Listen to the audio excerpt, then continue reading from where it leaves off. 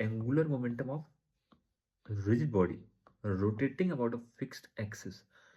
कि अगर कोई कोई रिजिड बॉडी गिवन हो और किसी एक्सिस के अबाउट प्योरली रोटेट कर रहा हो, ट्रांसलेट नहीं, ओनली रोटेट कर रहा हो, उस केस में एंगुलर मोमेंटम कैसे लिखेंगे?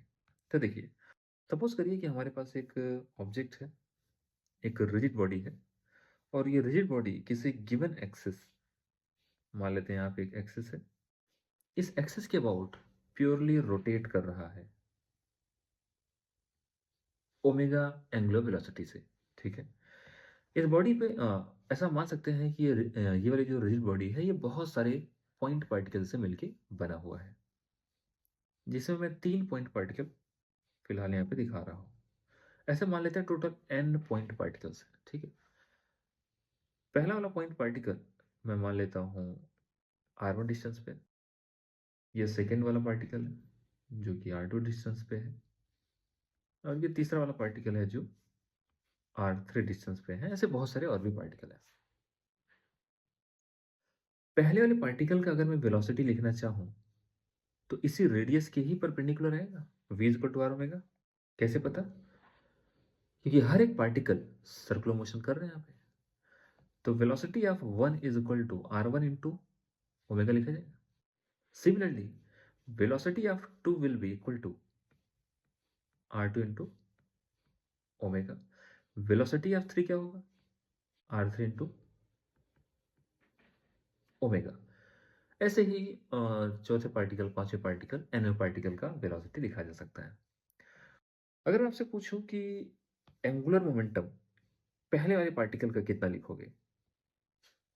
पहले वाले पार्टिकल का एंगुलर मोमेंटम कितना लिखोगे हिंज के अबाउट? ये हिंज है, तो आप बोलोगे m v into r perpendicular, और यहाँ पे वेलोसिटी तो ऑलरेडी परपेंडिकुलर है, तो m v perpendicular into r. Formula लगा लेते हैं, m one v perpendicular into r one. तो देखो, m one into r one omega into r one, ये तो आ गया पहले वाले पार्टिकल का एंगुलर मोमेंटम। दूसरे पार्टिकल का लिखता है तो सिमिलरली ये m2 हो जाता है, यहाँ पे m2, इसका हो जाएगा r2 ओमेगा इंटू r2। ऐसे L3 निकालते तो m3 r3 omega into r3। इसी तरीके से अगर हम nवें पार्टिकल का, बहुत सारे पार्टिकल्स हैं, nवें पार्टिकल का अगर एंगुलर मोमेंटम निकालते हैं तो उसका mn rn into omega into rn।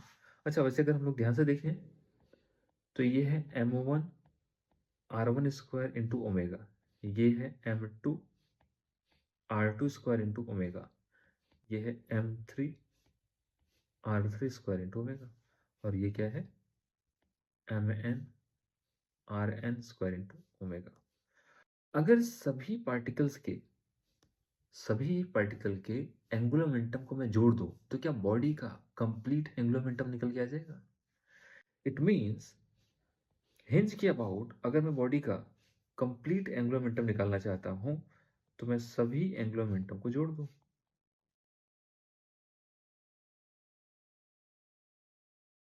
अगर आप सभी एंगुलर मोमेंटम को जोड़ेंगे तो देखो क्या बन रहा है,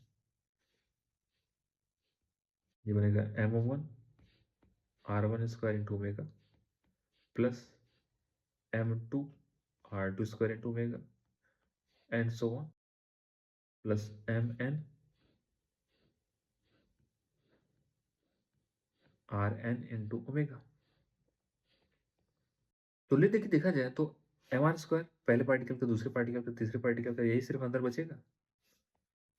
m1 r1 square plus m2 r2 square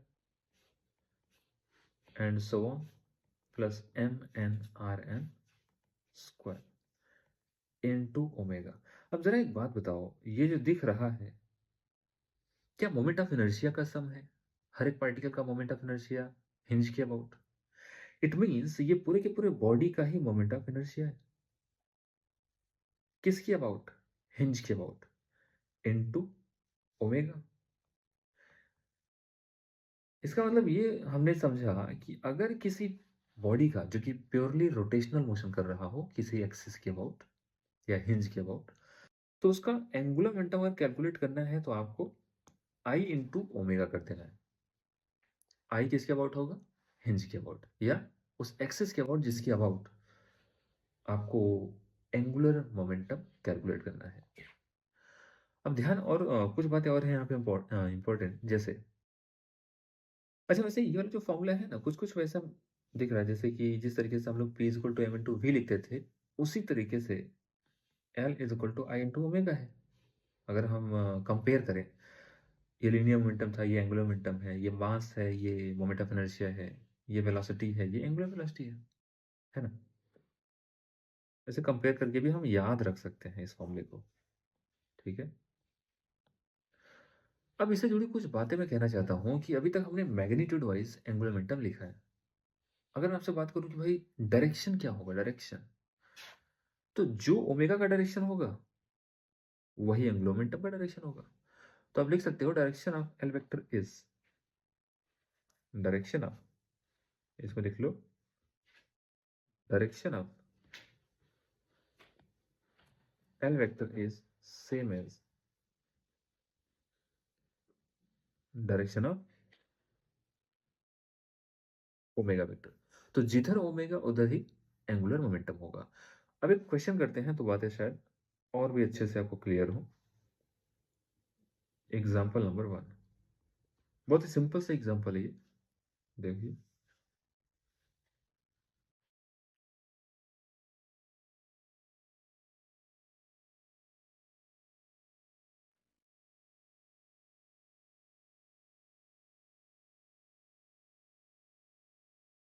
example number 1, इसमें गिवन है कि एक इस टाइप का हमने मासलेस रॉड ले रखा है जिसपे एक पार्टिकल यहाँ पे अटैच्ड है, दूसरा पार्टिकल यहाँ पे अटैच्ड है। इनका मास दे रखा है m और ये भी m मास है।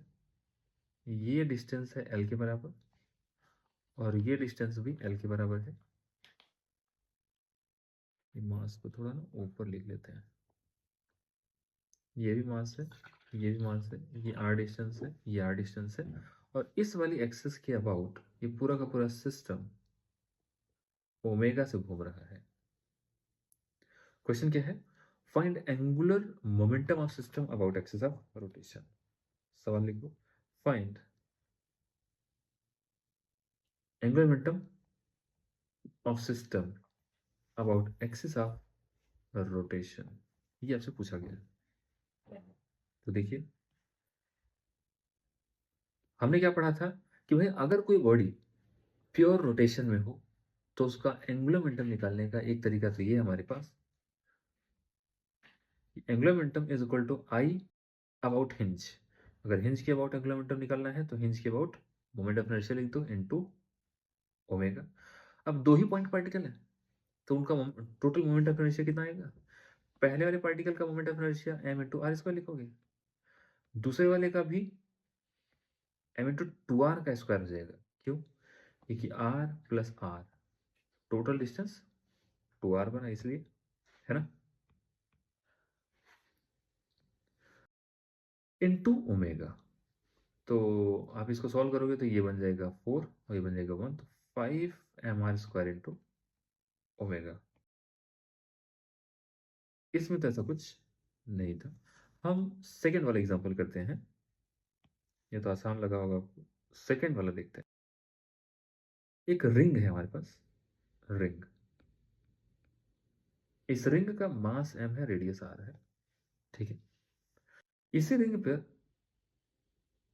एक एंड पर हमने एक एक्सिस बना लिया और इसी एक्सिस के अबाउट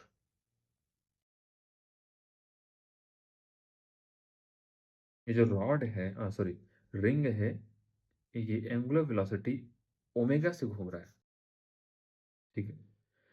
तो क्वेश्चन ये है कि find angular momentum about axis of rotation. Axis of rotation के अबाउट एंगुलर मोमेंटम क्या लिखोगे? सिंपल, क्या ये रिजिड बॉडी है? हाँ, तो एंगुलर मोमेंटम कैसे लिखोगे? आई इंटू ओमेगा। अच्छा, ये रिजिड बॉडी प्योर रोटेशन में है तो आई इंटू ओमेगा करके ऐसा निकाला जा सकता है। देखो, angular momentum about axis of rotation, ये हो जाएगा आई इंटू ओमेगा। अब सोच के देखो, इस वाले एक्सिस के अबाउट मोमेंट ऑफ इनर्शिया कितना होगा रिंग का, I about centre mass plus m into d के स्क्वायर, पैरेलल एक्सिस थ्योरम याद है। पैरेलल एक्सिस थ्योरम का यूज करके हम लोग मोमेंट ऑफ इनर्शिया कैलकुलेट कर लेंगे, और वो हो जाता है m r square plus m into r square into omega. बहुत ही सिंपल है, तो ये आ जाएगा 2 mr² इंटू ओमेगा, है ना। एक और क्वेश्चन है, ये बड़ा ही स्टैंडर्ड सा क्वेश्चन है और कई बार पूछा जाता है इस टाइप का क्वेश्चन, प्रीवियस ईयर में भी आया हुआ है। देखो, मान लेते हैं, एग्जाम्पल नंबर 3 है, मान लेते हैं कि एक कोनिकल पेंडुलम है। पेंडुलम के बारे में थोड़ा बहुत आइडिया होगा आपको, मैं बता देता हूँ। जैसे एक स्ट्रिंग लो एल लेंथ का, वहाँ पे एक पार्टिकल अटैच कर दो और उसको हॉरिजेंटल सर्कल में, पार्टिकल हॉरिजेंटल सर्कल में घूम रहा हो और ऊपर एक पॉइंट पे आपने पकड़ रखा है स्ट्रिंग को, तो उसका मैं डायग्राम बनाता है एक बार। देखो, डायग्राम कुछ ऐसा है कि पार्टिकल हॉरिजेंटल सर्कुलर मोशन कर रहा है और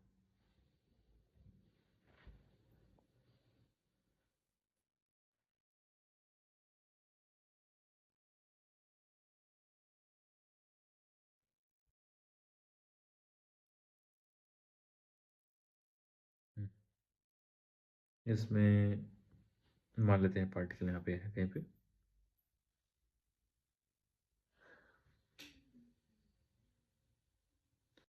टेंजेंशियली इसे मूव कर रहा है,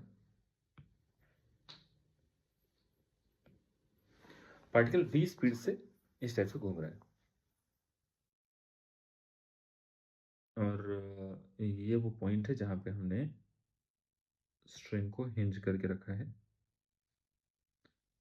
अभी जो रस्सी है वो ऐसे है, ठीक है, पार्टिकल यहाँ पे, और जहाँ पे रस्सी अटैच है वहां से एक एक्सिस पास हो रहा है इस टाइप से। तो क्वेश्चन ये है कि जिस पॉइंट पे, अब इसमें ना मैं कुछ पॉइंट मार्क करता हूँ, आपको बताना है। मान लेते हैं ये पॉइंट है पी, और पी नहीं, एच पॉइंट लेते हैं। ये पॉइंट है एच और ये पॉइंट है ओ, और ये एल लेंथ का स्ट्रिंग था, ये एम मास का पार्टिकल है। गिवन है कि speed is constant, speed is constant.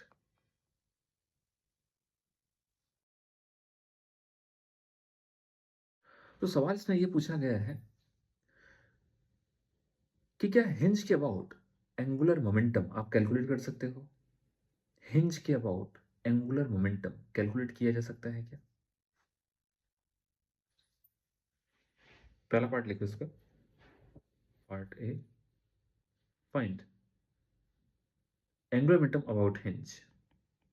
कैसे कैलकुलेट करेंगे। यहाँ जो गिवन पार्टिकल है, जो गिवन ऑब्जेक्ट है वो एक पार्टिकल है, और पार्टिकल का एंगुलर मोमेंटम निकालने का एक तरीका हमारे पास क्या है, m v into r perpendicular, है ना।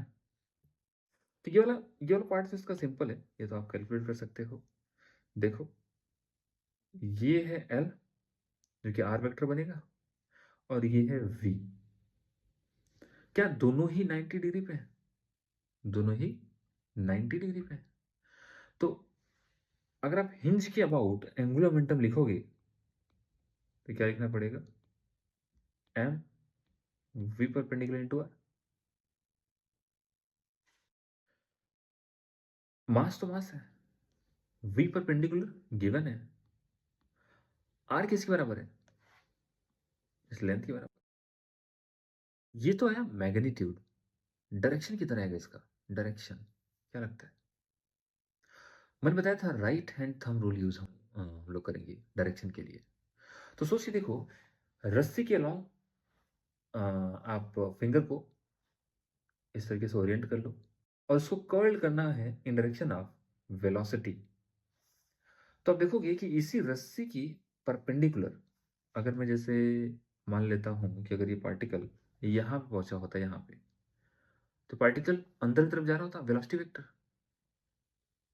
वेलोसिटी वेक्टर किधर होता, अंदर की तरफ। और यहाँ पे रेडियस वेक्टर ऐसे बनता। तो सोचो एक वेक्टर इस डायरेक्शन में जा रहा है, फिंगर को इधर कर्ल करना है और अंदर की तरफ लेकर जाना है। तो क्या जो एंगुलर मोमेंटम का डायरेक्शन आएगा, डायरेक्शन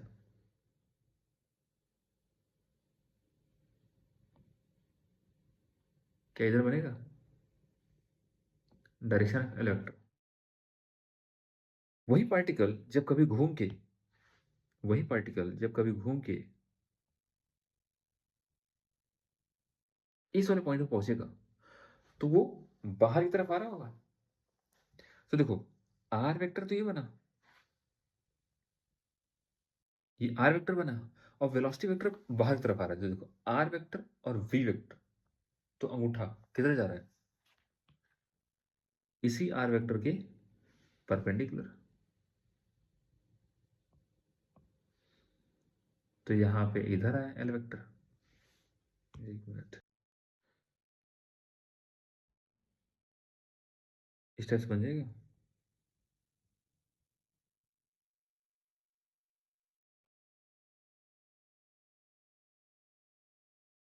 तो जैसे जैसे पार्टिकल मूव करेगा, जैसे जैसे पार्टिकल मूव करेगा, उसका एल वेक्टर हमेशा इस लेंथ के परपेंडिकुलर बना रहेगा।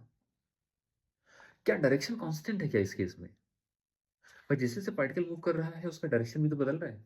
लाइक दिस, देखो, जैसे अगर पार्टिकल इस टाइप से मोशन कर रहा है ना, तो जो एल वेक्टर का डायरेक्शन है वो ऐसे है हमेशा, इस टाइप से है।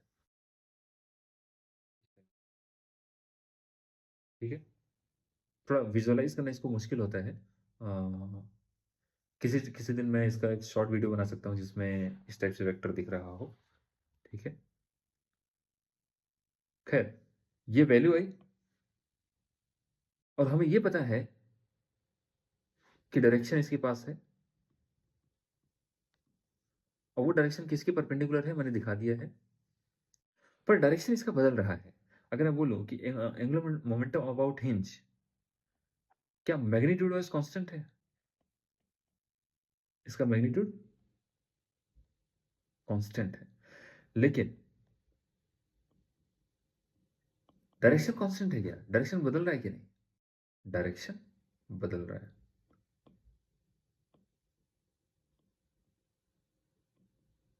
ठीक है, इसमें दूसरा क्वेश्चन हमसे ये पूछा जाता है कि ये जो एच ओ एक्सिस है, एच ओ एक्सिस, इस एक्सिस के अबाउट एंगुलर मोमेंटम क्या होगा? सवाल क्या है? एच ओ एक्सिस के अबाउट बताओ, पॉइंट के अबाउट नहीं। ये जो क्वेश्चन था ना, ये था अबाउट हिंज, अबाउट हिंज।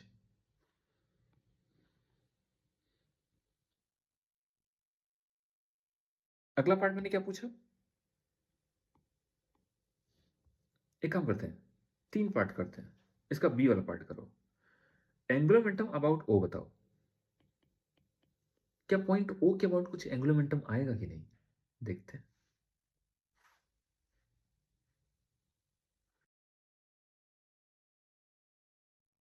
सोच के देखो, इसी डायग्राम को अगर मैं दोबारा से बना लूं, अगर मैं इसी डायग्राम को दोबारा से बना लूं, तो ये पॉइंट ओ, पार्टिकल यहां पे दिखा दो, वेलोसिटी वेक्टर इसका भी था, ये बन जाएगा आर वेक्टर।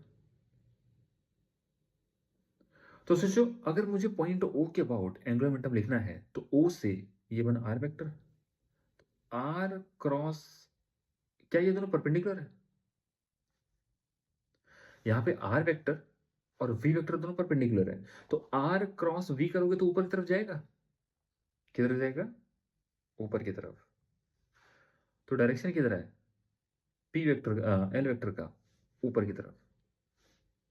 ठीक है, वैसे अगर मैं मैग्नीट्यूड वाइज अगर मैं बात करूं, तो मैं ऐसा बोल सकता हूं कि angular momentum about O is m into v into r perpendicular, और वो तीनों परपेंडिकुलर ही है। इसको ना, इसकी रेडियस को मैं कैपिटल आर बोल देता हूँ, तो कैपिटल आर के बराबर आएगा।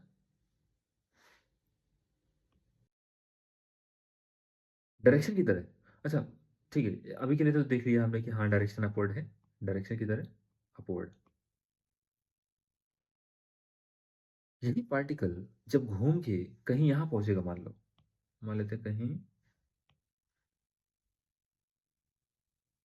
यहां पहुंचा है, अब वो पार्टिकल टेंजेंशियली इधर जा रहा होगा, है कि नहीं, वी वेलोसिटी से, और ये रहा आर वेक्टर। तो अभी भी आर क्रॉस वी करोगे तो ऊपर की तरफ आएगा, और मैग्नीट्यूड तो इतना ही आएगा, अपवर्ड ही आ रहा है, देखो।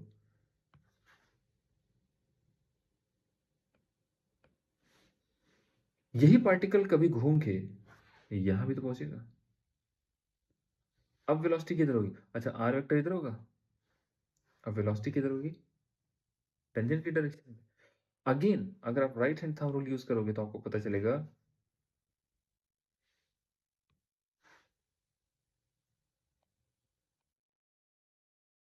इसका मतलब ये हुआ कि किसी भी पॉइंट, सॉरी, पॉइंट ओ के अबाउट पार्टिकल कहीं भी हो, अगर मैं एंगुलर मोमेंटम निकाल रहा हूं पॉइंट ओ के अबाउट, तो पार्टिकल कहीं भी हो पूरे सरकमफेरेंस पर, एंगुलर मोमेंटम का मैग्नीट्यूड ये आने वाला है, और डायरेक्शन हमेशा अपवर्ड है। क्या डायरेक्शन बदल रहा है क्या, नहीं बदल रहा है।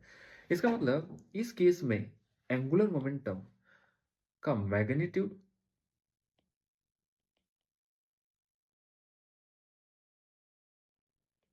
मैग्नीट्यूड क्या है, कांस्टेंट, डायरेक्शन क्या है, कांस्टेंट, दोनों ही कांस्टेंट है। फिर इसका तीसरा वर्जन पूछा जाता है कि एच ओ एक्सिस के अबाउट क्या होगा, ये बताओ। एच ओ एक्सिस के अबाउट, सी पार्ट लिख लेते हैं, L about H O axis,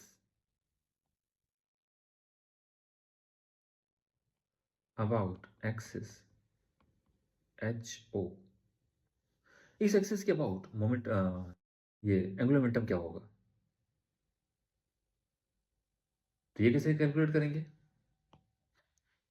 देखो एक्सिस के अबाउट अगर एंगुलर मोमेंटम निकालना हो तो बेस्ट है कि आप उसको एक रिजिड बॉडी की तरह ट्रीट करो, आंसर लिख दो, कोई समस्या नहीं है।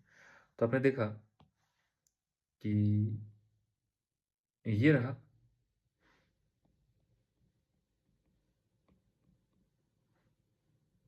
पार्टिकल यहाँ पे है,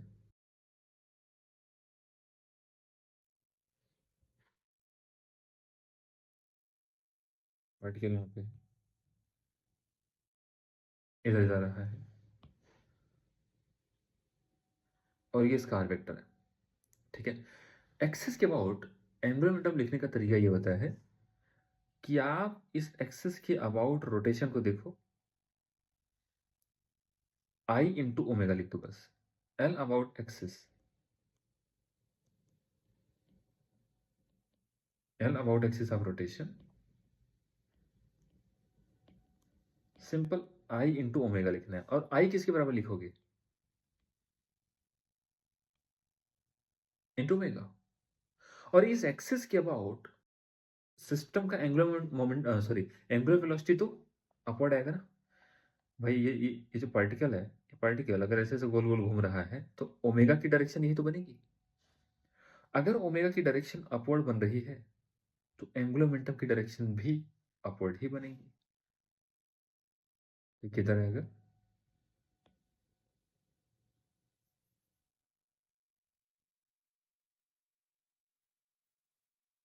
अपवर्ड।